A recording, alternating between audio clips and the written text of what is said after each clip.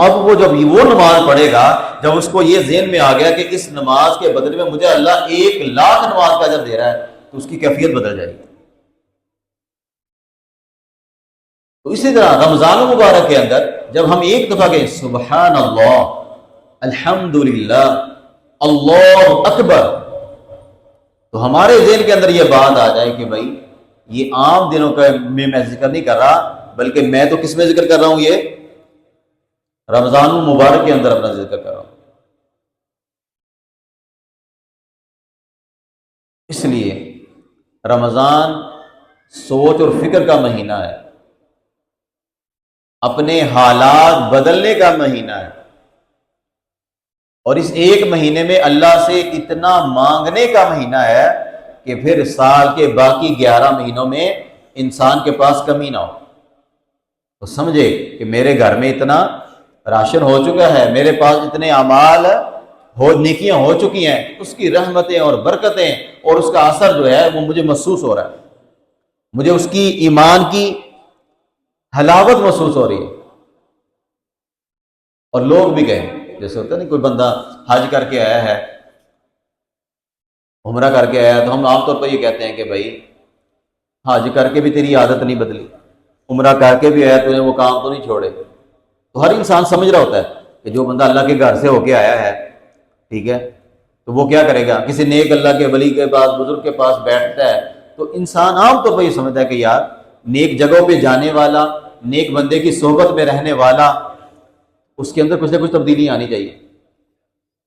ایک بندہ مسجد سے نکلا اور مسجد سے نکلتے گالیاں دینا شروع کر دے، تو ہم لوگ کیا کہتے ہیں؟ وہ خدا دا خوف کر یار، ابھی تو مسجد سے نکل رہا ہے اور آتے گالیاں دے رہا ہے۔ ہاں جی، ابھی حاج کی فلائٹ سے نیچے اترا ہوا، ابھی تو حاج کر کے آیا تو گالیاں دے رہا ہے یار۔ کسی نیک بندے کے پاس سے ہٹ کے آئے ہمارے پاس اور آتے ہی ہمارے ساتھ بدتمیزی کر، یار نیک بندے کو لایا تو تیرے تو اتنا اثر بھی نہیں آیا۔ تو رمضان المبارک کے اندر اگر ہم روٹین کے اندر چگلی کر رہے ہیں، غیبت کر رہے ہیں اور اپنا وقت ضائع کر رہے ہیں، جی رمضان کے اندر بھی لوگ جو ہے وقت گزارنے کے لیے تاش کھیل رہے ہیں، لوڈو کھیل رہے ہیں، جی کیا کر رہے ہیں؟ جی وقت پاس کرنا ہے جی، یا نوجوان ہے جناب وہ گڑیاں اڑا رہے ہیں، موبائل استعمال کر رہے ہیں، اسی طرح یہ ٹائم گزر جائے۔ ٹورنامنٹ شروع ہو گئے ہیں جی، کوئی اس طرح کام کرنا شروع کر دے، تو اس کا مقصد مطلب یہ ہے کہ یہ رمضان کو ایک شیڈول کی چیز، روٹین کی چیز کے مطابق جو ہے وہ گزارا۔ تو میرے محترم بھائی بزرگو دوستو، آخری گزارش یہی ہے کہ بھائی اس ساری آج کی گفتگو کا خلاصہ اور یہی ہے کہ میں اور آپ صبح سے لے کر شام تک ہر لمحہ ہمارے دماغ کے اندر یہ بات بار بار آئے، کوئی چیز ہمارے سامنے آتی ہے ایسے جیسے رمضان چلتا پھرتا ہمیں نظر آئے، رمضان ہے رمضان، اتنا ذوق اور شوق پیدا ہو جائے، انسان تڑپ اٹھے، یعنی اب یہ سوچے آج نامہ روزہ ہو گیا ہے، نامہ ہی ہے نا، تو ہمارے ذہن میں آئی ہے ایک اشرا چلا گیا، ایک اشرا چلا گیا، 10 دن 9 دن ایک چلے گئے، ایک دن رہ گیا، اور اللہ کے پیارے نبی صلی اللہ علیہ وسلم فرمایا تھا کہ پہلا اشرا کس کا ہے؟ رحمت کا۔ تو رحمت کا آج 9واں دن، میں نے کیا کیا؟ میرے پاس کیا کمائی ہے؟ ان 10 دنوں کے اندر میری جیب میں کتنا آیا؟ دکاندار تو اپنا حساب کر رہا ہے، کسان تو حساب کر رہا ہے کہ آگے عید آ رہی ہے، درزی بھی حساب کر رہا ہے، اور بھائی میں تو اکثر کہتا ہوں یہ بات، اور مشاہدے میں ہے سارے لوگ کام کر، ہر بندہ تو سارے کام کر رہے ہوتے ہیں،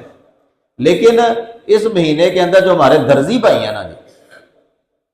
ہر بندے نے 2 سوٹ دیے ہیں، ان کی روٹین دیکھ لیں، درزی جو ہے اس کی روٹین کیا ہے؟ میں اپنی بات بتاتا ہوں جناب، ابھی 4 5ویں روزے گیا ہوں درزی کے پاس، اس کو کپڑے دینے پہلے دیتے ہوں، تو وہ بندہ دکان بند کر کے اپنے علاقے میں چلا گیا ہوا، فون کیا، کہتا جناب بکنگ پورے مہینے دی ہو گئی ہے، اتنے لائٹ کا وعدہ گھاٹا ہوتا ہے تے اسی 1 منٹ بھی ضائع نہیں کرتے، تے ہن اتنے جا کے ساری لائٹ نہیں جاندی تے اسی اتنے آرام نال بیٹھ کے صبح تو لے کے شام تک کپڑے سینے۔ ایک درزی کے دماغ میں یہ بات آ گئی ہے کہ رمضان دے وچ 100 150 300 400 سوٹ سینا ہے، جڑا بندہ یعنی جو روٹین کے اندر شاید 1 یا 2 سوٹ سیتا ہوگا، وہ درزی رمضان کے اندر کتنی دوڑ لگا رہا ہے۔ تو میں اور آپ صرف اگر اس درزی کی بات اپنے ذہن میں رکھ لیں کہ درزی نے اتنا کمائی کر لی، اتنا ڈھیر سی لیا ہے، اور میں رمضان کے اندر کتنے قرآن اور کتنا ذکر اور کتنی تسبیحات کی ہیں۔ اللہ تعالیٰ مجھے اور آپ کو فکر نصیب فرمائے، سنت ادا فرمائے۔